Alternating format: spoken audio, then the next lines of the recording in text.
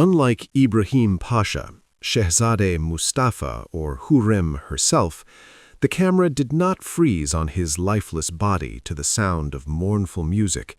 He was not given a death sentence, and poison was not presented in an exquisite dessert. Sumbul Aga from the series simply faded from the scene.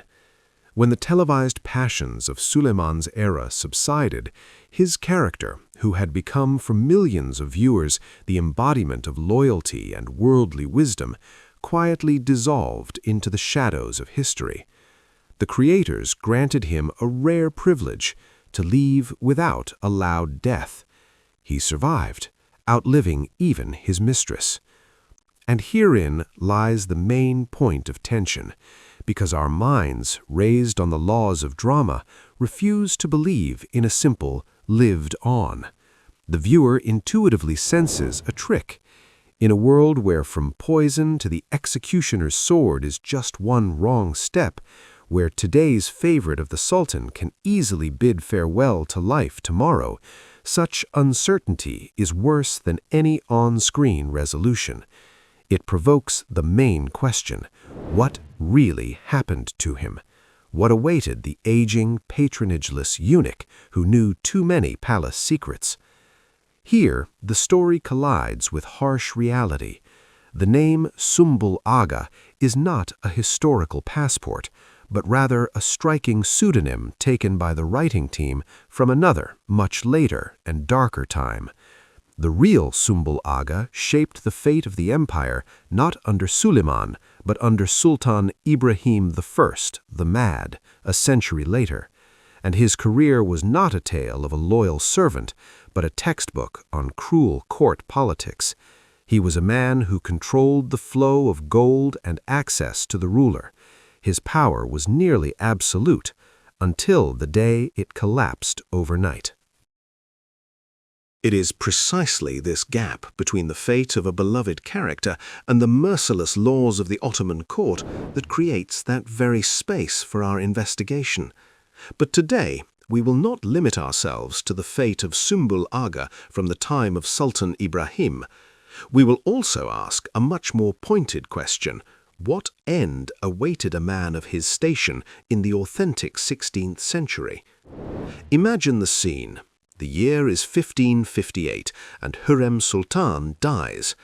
The main protector, the source of strength and meaning, vanishes. On the throne is no longer the Suleiman, young and in love with a Slavic concubine, but a ruler profoundly shaken by loss, a man transformed. New favorites, new intrigues, and he, an old eunuch, a living archive of a bygone era. He knows where the skeletons are buried, how plots were cooked up, who was paid for their silence, and how much.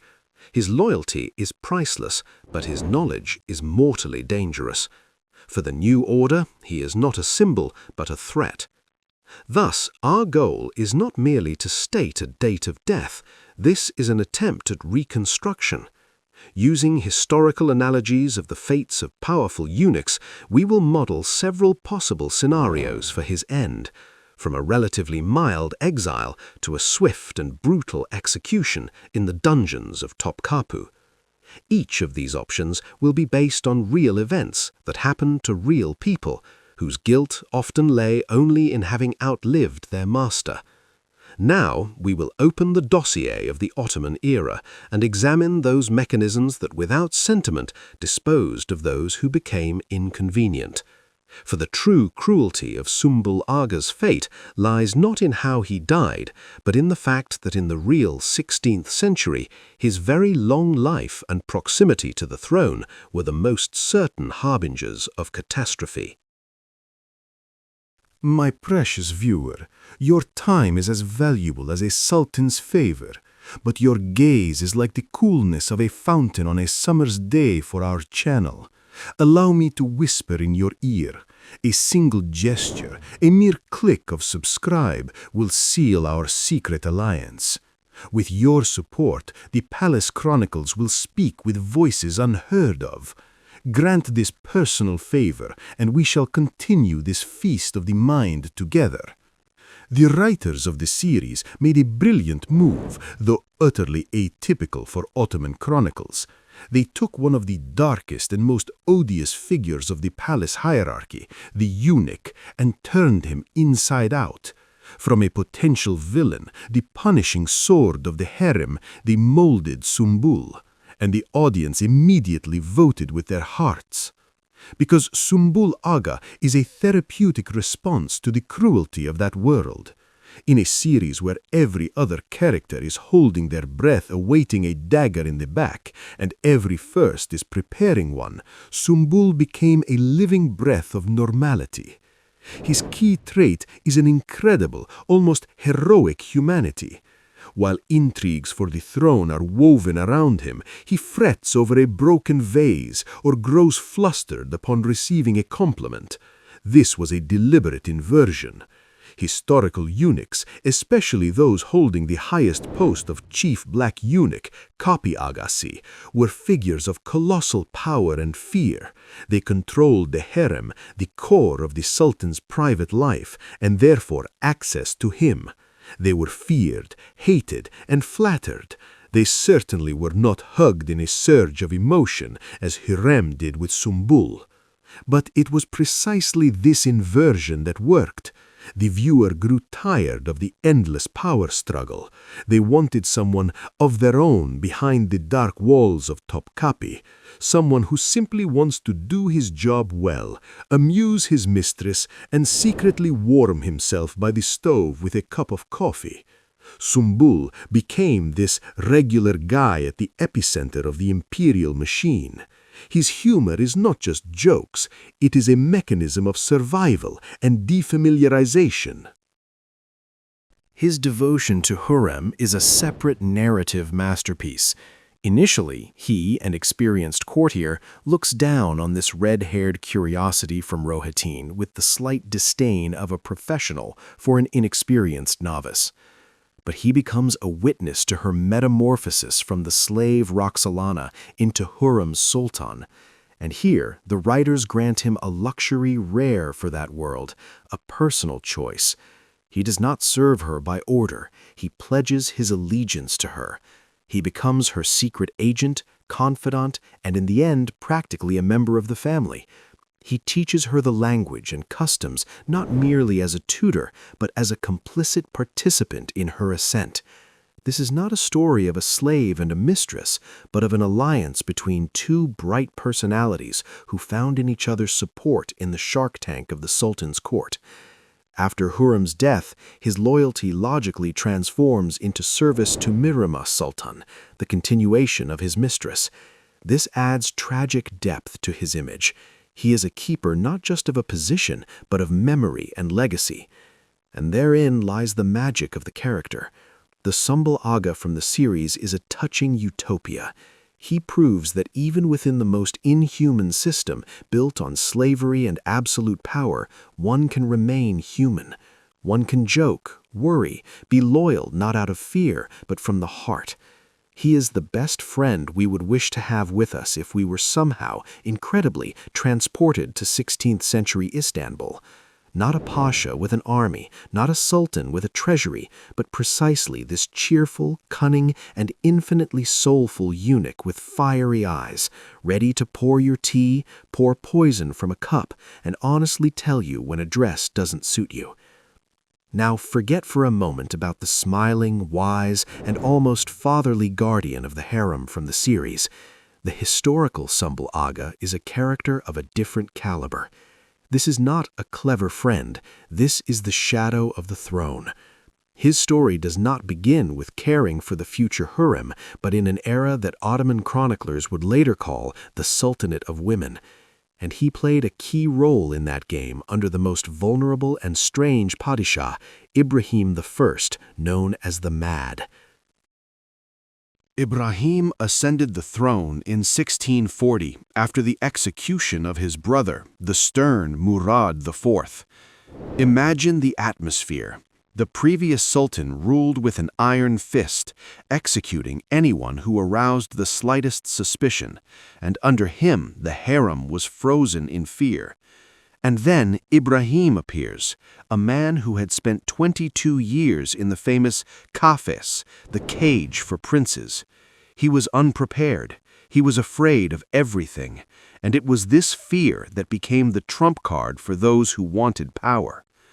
By that time, Sumbul Aga was no longer just the chief black eunuch managing the harem. All information passed through his hands: gossip, denunciations, bribes from provincial pashas seeking promotion. He controlled access to the sultan, and under Ibrahim, this control became absolute. Herein lies the main paradox of his power. Ibrahim was obsessed with women and luxury. The harem grew to incredible sizes. Legends say he ordered searches across the empire for the most corpulent women, or lined one of his rooms with sable fur. Mad whims! Who carried them out? Who supplied the sultan with new concubines? Who managed this insane household? Sumbul Aga.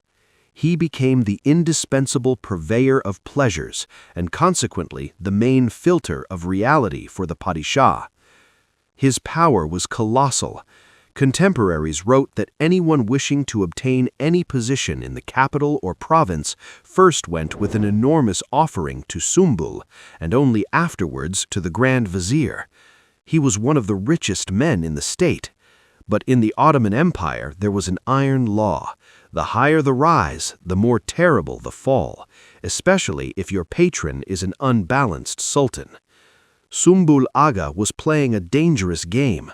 On one hand, he indulged Ibrahim's weaknesses, consolidating his own power. On the other, he was part of the old harem guard, closely linked to the sultan's mother, Qasem Sultan, and the Grand Vizier, Qara Mustafa Pasha. This group tried in some way to steer the ship of state, which Sultan Ibrahim was steering directly into the reefs of madness. The treasury was emptying. Corruption was flourishing. The janissaries were grumbling.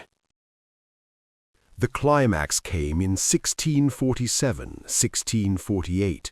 Ibrahim, suspecting, not without reason, a conspiracy, began a furious purge. He executed the Grand Vizier and started openly clashing with his mother. In this atmosphere of universal paranoia, Sumbul Aga transformed from an ally into a potential threat. He knew too much, he controlled too much, and he was a symbol of that female rule against which the janissaries and the clergy had rebelled. The resolution was swift and brutal. In the summer of 1648, a well-organized uprising broke out.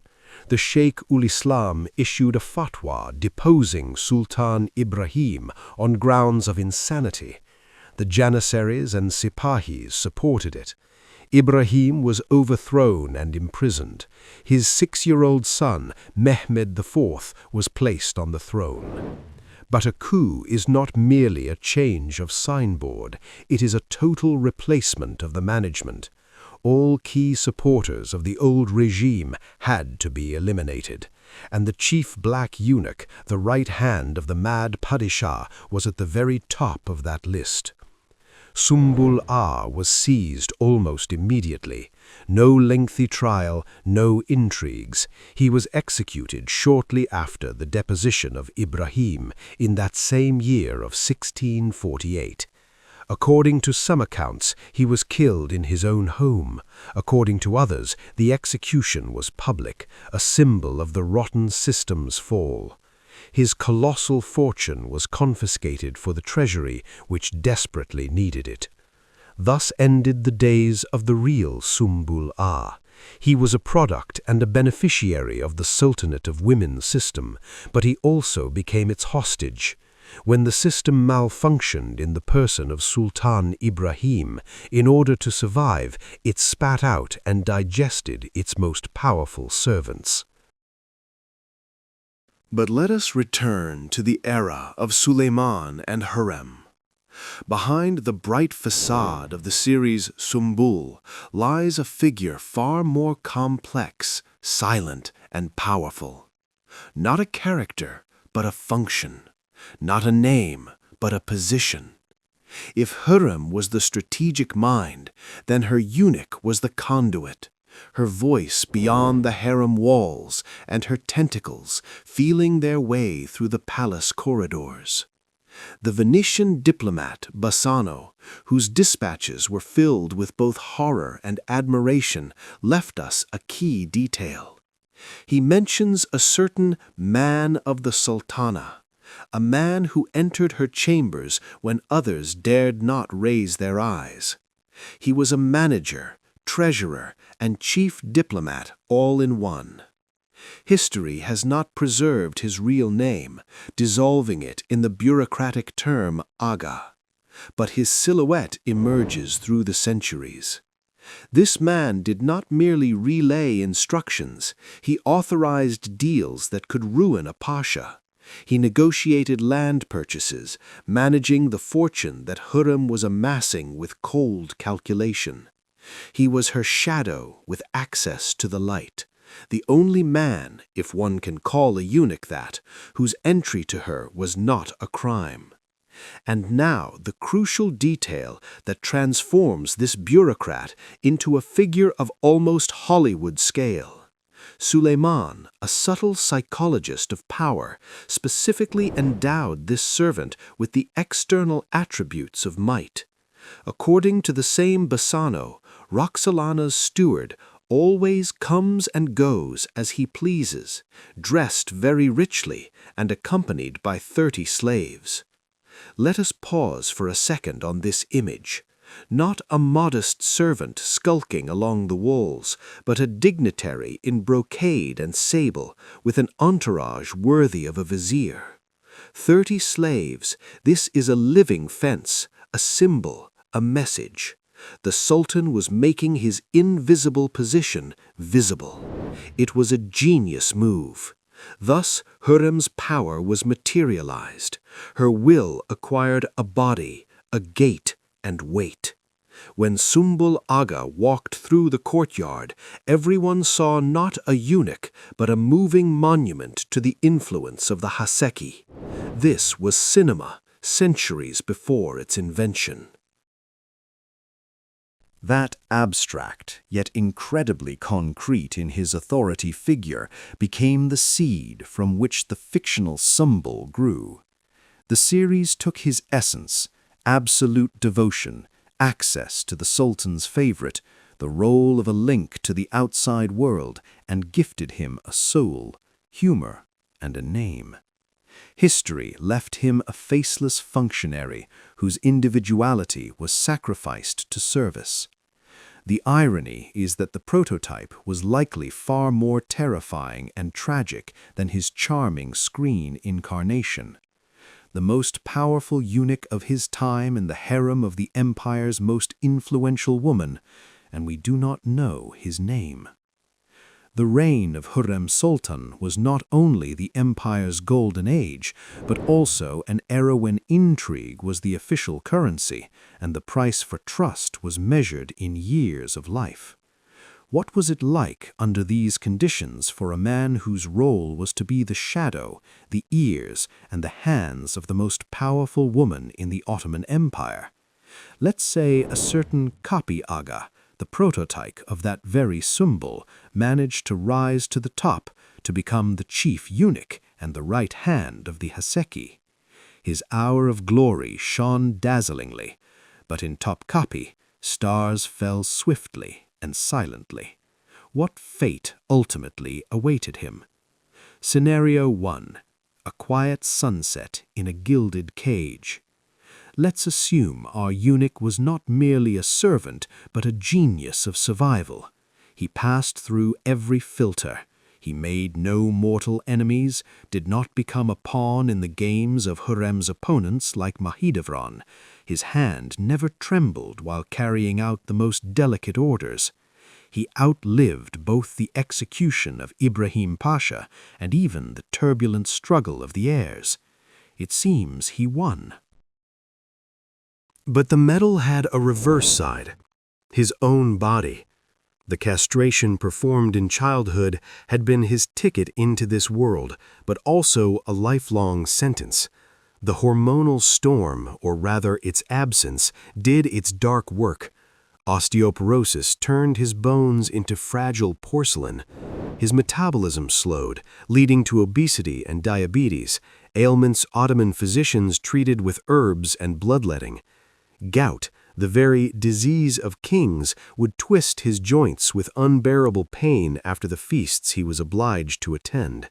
He does not die on the carpet before the Sultan's chambers, but in his modest room, smelling of medicines and dried herbs. Beside him are not Hurrem, but silent eunuch apprentices, already eyeing his position. His death is not an event for the chronicles, it is an administrative note. Copy Aga so-and-so has passed, so-and-so is appointed in his place. His wealth, accumulated over years of service, is meticulously confiscated for the treasury. Such was the custom. All that remains is a small waff, a modest endowment, and a legend among the younger eunuchs about how one can go the whole way and die in one's own bed. This is a positive, yet no less cruel outcome, to become a ghost while still alive and vanish without an echo. Scenario 2. The cup of loyalty with a dash of betrayal. Now let's switch to political thriller mode. The 1550s. Hurrem's children are coming of age, and the palace is splitting into the factions of Bayezid and Selim. Our eunuch is not merely a servant, he is a key logistician, courier, keeper of secrets. He knows what letters were sent to the Polish king, how much gold was smuggled to the Crimean Khan, what was whispered in Hurrem and Ibrahim Pasha's secret council. He is a living archive with access to all information. And then the inevitable happens. One side decides this archive must be erased, not out of hatred, but cold calculation. Poison becomes an instrument not of vengeance, but of hygiene. Not necessarily arsenic with its crude symptoms.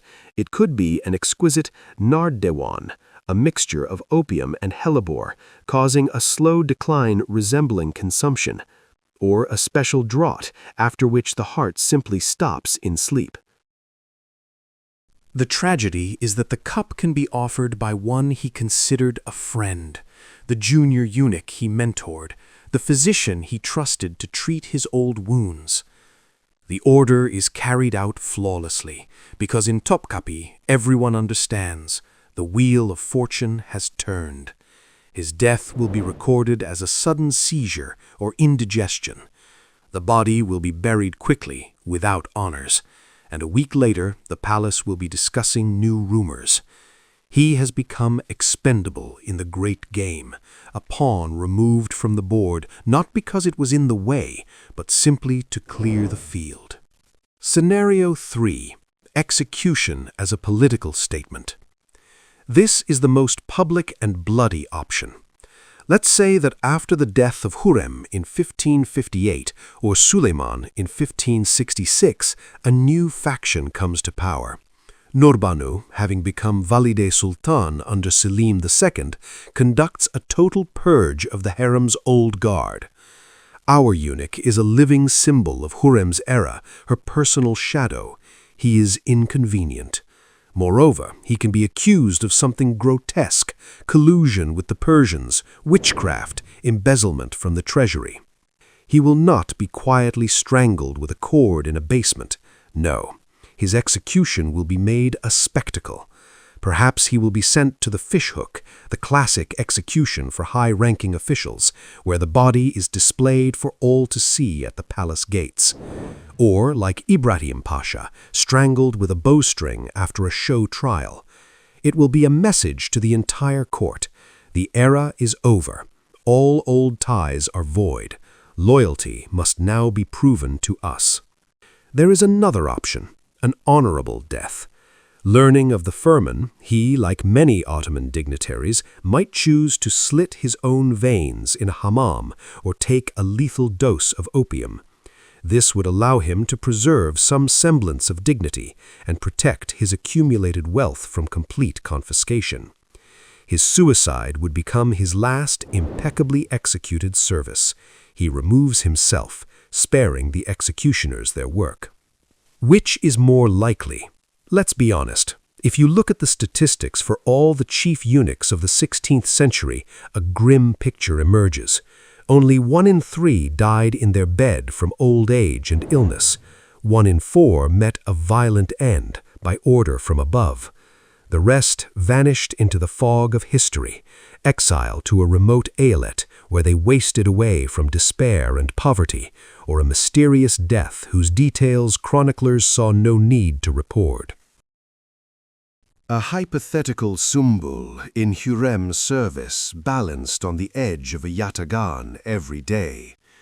His power was an illusion, entirely dependent on the smile of one woman. His safety was a mere facade, sustained only by flawless service. He could be the most powerful eunuch in the empire one day and a nameless corpse in a sack at the bottom of the Bosphorus the next. His cruel fate is not the exception, but the rule of the game called Topkapi, where the pieces had value only as long as their moves on the board benefited the players. And once their move was made, they were removed from the board without a second thought, quietly, without fuss, and most often without a trace of memory left behind. So, is there even a hint of a happy ending for Sumbul Aga? Very well, let's talk about a happy ending, about that rare scenario which for a powerful sultan's eunuch was akin to winning a lottery with minuscule odds. We'll leave behind Suleiman, the cool marble halls, and the eternal whisper of intrigue. Our hero, let's say this is Sumbul Aga in one possible reality, boards a ship, not in the hold like cargo, but on deck as an honored passenger. His journey leads not to exile, but to the acquisition of a new realm, to Cairo. Cairo is not just a city, it is the center of the Ottoman Empire for courtiers past their prime, a place where a career's sunset turns into a golden sunset of life. Imagine, 30 years of service are behind you. You've kept the darkest secrets, you know where the skeletons are buried, quite literally. You are a walking repository of compromising knowledge. And instead of becoming a target, you are handed a first-class ticket and a lifetime subscription to a comfortable old age. The ship docks, and here the real magic begins. You are not just some old servant put out to pasture. You are a retired Kazlar-Ah. That title functions like a black credit card with an unlimited limit in the world of influence. Yes, the treasury pays you a modest pension and issues a ration of wheat, but that is merely the background, the scenery. Your real capital is your connections, your mind, and the commercial empire you have been quietly building all these years while ostensibly just serving coffee to the sultan. Your investments in trade caravans, in the coffee houses of Istanbul, in silk and spices, now yield an income that makes the sultan's stipend look like pocket money. In Cairo, you acquire not just a house, you acquire a palace, more akin to a fortress. It is guarded not by mere servants, but by a personal guard of loyal Nubians or retired janissaries, for whom your word is law. Rumors say that some Ahs maintain their own small armies, capable of repelling local pashas if they ever decided a former servant was easy prey. And so you step out onto the street. This is not a mere stroll. This is an entrance. You are recognized. Heads bow, making way for you. You become the gravitational center of an entire quarter, inhabited by others like you, a district where everyone understands each other without words, a world built not on bloodline, but on the shared experience of surviving at the very summit. Your life is not a fading ember, it is a reboot into the status of an oracle. You are a philanthropist. You fund the construction of a fountain because you know the value of clean water. You invest in a madrasa because the power of knowledge is the only one independent of physical strength. You are the arbitrator in disputes between local merchants because your word is weighed on the scales of palace wisdom and is unburdened by nepotism. People travel to seek your counsel. They come to you seeking patronage. In the evenings within your chambers, steeped in the scent of coffee and expensive incense, conversations are held. You discuss politics with the Ottoman governor as an equal, for you personally knew the 3 previous sultans. You are more aware of all the courtly currents in Istanbul than anyone here. Your network of informants operates faster than the official post. You do not participate in conspiracies. You are above them. Your safety is the dividend from 30 years of impeccable service. And what of Sumbul? In this, the most positive of versions, his death is not a dagger in a dark alley, nor poison in a sherbet. It is a death surrounded by students, servants, and those to whom he became a patron. It is a death in his own bed, at an age that for his dangerous profession seems fantastical. He is buried with honors in the charitable complex he himself founded. His name is carved in stone not as a servant, but as a wakif, a benefactor, a builder, a respected man. It was the perfect exit, to preserve wealth, to attain power, but without the deadly burden of ultimate responsibility. To transform your vulnerability, the lack of heirs, which once made you the ideal servant, into your greatest strength. You pose no threat as a contender for the throne, and therefore you are permitted to be wealthy and influential. It was the most subtle social contract. You gave up one thing to ultimately gain everything else. And few could stake and win this game, but if one did win, his golden autumn in Cairo outshone any palace dawn.